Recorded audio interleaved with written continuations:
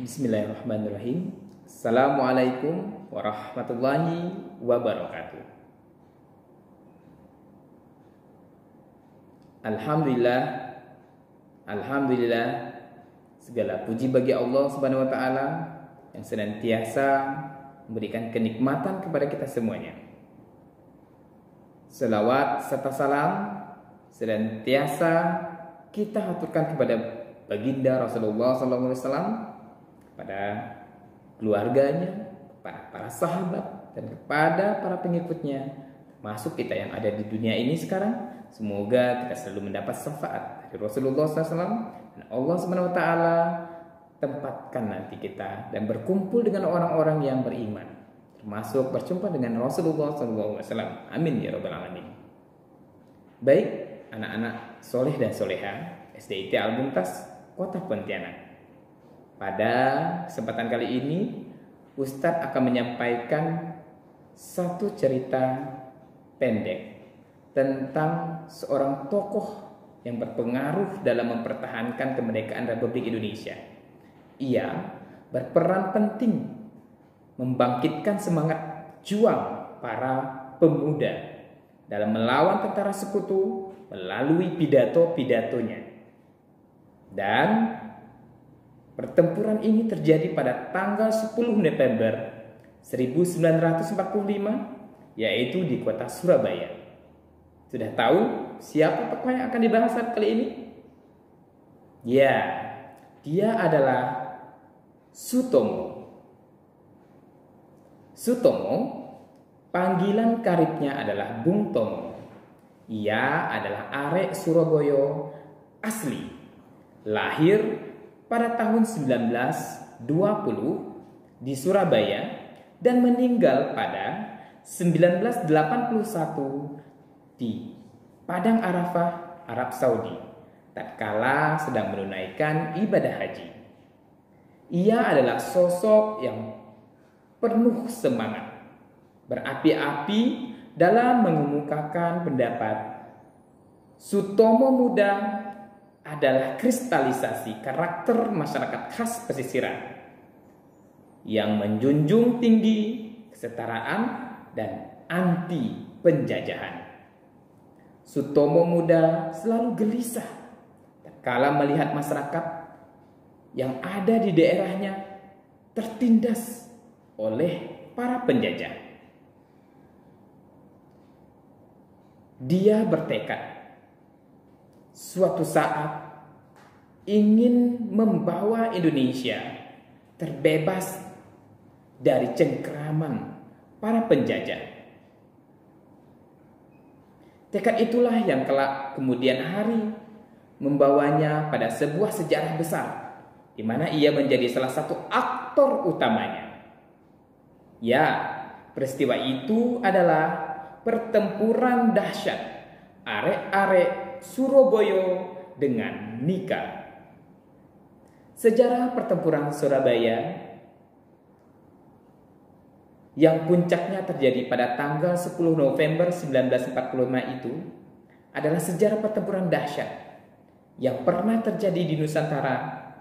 Banyak masyarakat sipil Surabaya yang ikut terlibat di dalamnya. Ini adalah salah satu semangat yang telah dikobarkan oleh beliau. Bung Tomo pernah mengatakan seperti ini. Andai tak ada takbir, saya tidak tahu dengan cara apa membakar semangat para pemuda untuk melawan para penjajah. Nah, dengan takbir inilah Bung Karno membakar semangat para pemuda. Allahu Akbar, Allahu Akbar, Allahu Akbar. Inilah yang membakar semangat para pemuda bersama-sama melawan para penjajah. Dan akhirnya apa yang terjadi? Para pemuda dan masyarakat sipil menang dalam pertempuran melawan para penjajah Nika yang ingin menguasai kota Surabaya. Anak-anak semuanya, mau tahu apakah para penjajah kita pada zaman dulu menggunakan senjata yang keren, canggih? Tidak. Mereka rata-rata hanya bertekad dua buah. Yang pertama, hanya tekad yang kuat. Yang kedua adalah semangat cinta kepada tanah air agar terbebas dari segala macam bentuk penjajahan yang sangat merugikan bangsa Indonesia. Dua bekal itulah yang menjadi gamit mati-matian para pejuang bangsa yang berhasil dengan susah payah merebut kedaulatan Indonesia yang sesungguhnya. Sosok religius Bung Tomo banyak yang belum mengetahui sejarahnya.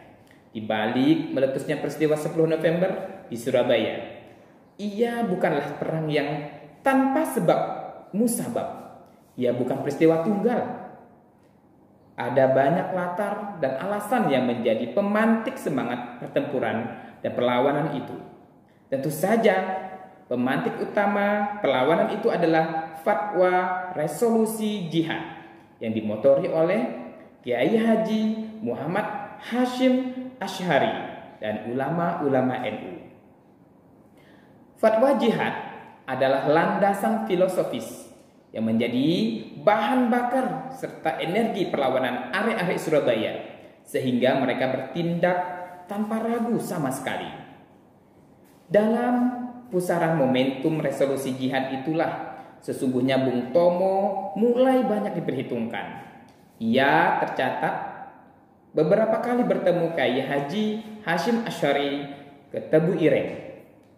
Mbah Hasyim sapaan karib Kiai Haji Muhammad Hasyim Asy'ari adalah sosok sepuh yang sangat mengerti potensi. Ia tampaknya membaca bakat, membakar semangat yang ada dan dimiliki oleh Bung Tomo kala itu. Kedekatannya dengan Mbah Hasyim itulah yang menjadikan bukti autentik bahwa sesungguhnya Bung Tomo adalah sosok santri yang religius dan agamais. Santri adalah sifat yang memiliki akhlak mulia, yang dimiliki kepatuhan, yang memiliki kepatuhan terhadap agama. Nah, dua kualifikasi antara akhlak mulia dan kepatuhan terhadap agama ini melekat pada diri Bung Tomo. Maka jelas dan tidak berlebihan jika dikatakan bahwa Bung Tomo adalah sosok santri yang religius. Pekikan lafaz Allahu Akbar yang diteriakannya saat membakar semangat pahlawan arek-arek Surabaya adalah bukti lain di sisi kesantriannya. Belum lagi kedisiplinannya dalam beribadah yang mengantarkannya sebagai seorang muslim yang disayangi Allah dengan bukti sehingga nyawanya diambil tatkala sedang menunaikan ibadah haji. Semuanya adalah bukti dari kadar kesantrian seorang Bung Tomo yang patut untuk dikemukakan dan dapat kita jadikan teladan. Dari seorang Bung Tomo adalah sosok yang rendah hati dan selalu ingin tidak dilihat oleh khalayak ramai apapun yang dilakukannya. Ia hidup dengan bersahaja, tidak berlebihan, dan itu menjadikan sosok Bung Tomo menjadi sosok yang diteladani pada masa itu. Banyak yang kurang menyadari juga bahwa Bung Tomo adalah sosok yang kritis, bahkan saja kepada pemerintah, serta kepada para penjajah pun. Jiwa anti kemapanannya ini terbukti sahih bahwa ia adalah pahlawan sejati yang selalu melandaskan sikap dan gerakan pada nurani dan hati. Yang menarik, pada suatu kesempatan Bung Tomo pernah bilang, ia bukanlah seorang muslim yang soleh. Bagi Ustadz pengakuan Bung Tomo ini adalah pengakuan yang semakin memperteguh sikap kesantriannya. Berarti ketika kita sudah ada ilmu, kita jangan menganggap bahwa kita adalah orang yang paling pandai, tidak. Seperti ilmu padi istilahnya. Semakin berisi, semakin merunduk. Semakin dia merunduk, maka semakin banyak manfaat yang didapatkan darinya. Bung Tomo tentu saja dengan seluruh sahajaannya ya adalah sosok yang memendam diri demi ingin mendapatkan buah yang sempurna atas perjuangannya selama ini.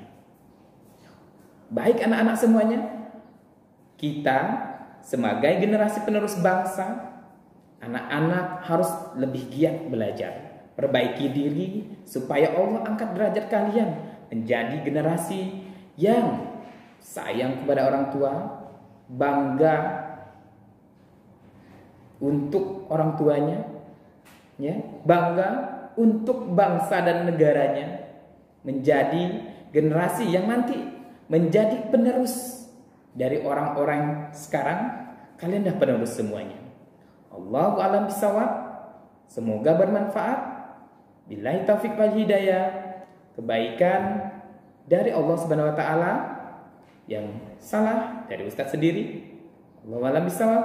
Assalamualaikum warahmatullahi wabarakatuh.